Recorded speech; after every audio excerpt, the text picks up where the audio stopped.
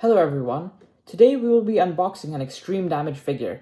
This is a line that I have not gotten a figure from yet before, and this is also a species that is quite famous, but I haven't got a figure of it yet on my channel.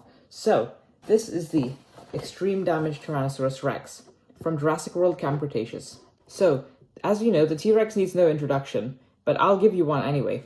So the T-Rex was obviously a large tyrannosaur, the largest of the tyrannosaurs, and it lived in western USA and Canada. Fossils of the T-Rex are especially common in Montana, which is a state in the north of the USA. T-Rex was thought to have weighed around 10 to 11 tons at its maximum. So that is extremely heavy, and it is the heaviest theropod dinosaur to ever live, and also the largest predator to ever walk on land. So that must be the reason that this guy is quite famous. The T-Rex's max bite force was around 57,000 newtons. That's the highest of any animal to ever walk on land. So now that we know a bit about the T-Rex in real life, let's go into the Jurassic World T-Rex.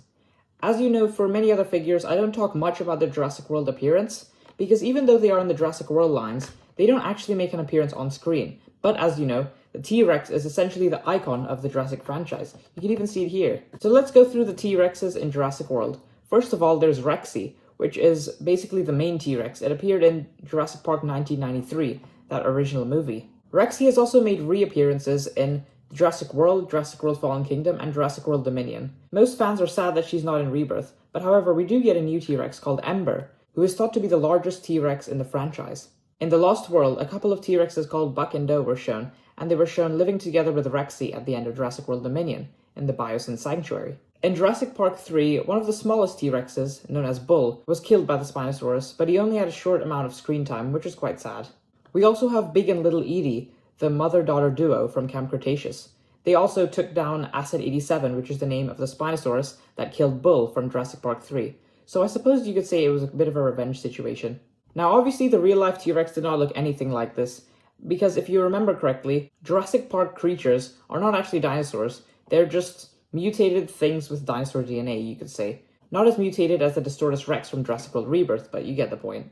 The Jurassic Park T-Rexes had far too large heads and were extremely bulky, so there are quite a few differences between this and the real T-Rex. Now, we can assume that this T-Rex is either Big Edie or Little Edie, even though it looks more like Rexy. This is because it's part of the Camp Cretaceous line, which is where Big Edie and Little Edie appeared in. So as you can see down here, we obviously have the Camp Cretaceous Kids and the Carnotaurus Toro, and then there's the Extreme Damage logo here, which is the action feature that you can clearly see here. There's even an area that shows you where to press the button to activate this feature. Obviously, you have Jurassic World Camp Cretaceous up here and the name of the dinosaur. Alright, so we have the first part of the figure out. Now we just need to get the tail. Alright, so we finally have the Extreme Damage T-Rex out of its packaging. It has extreme damage on both sides, which is pretty impressive, as we don't get this with a lot of other battle damage figures. So this is its action feature in all its glory. So it turns from just a normal T-Rex skin to bite and scratch damage. The packaging wasn't lying, this mouth can open really wide, especially for a T-Rex figure. So let's get into the details of this figure.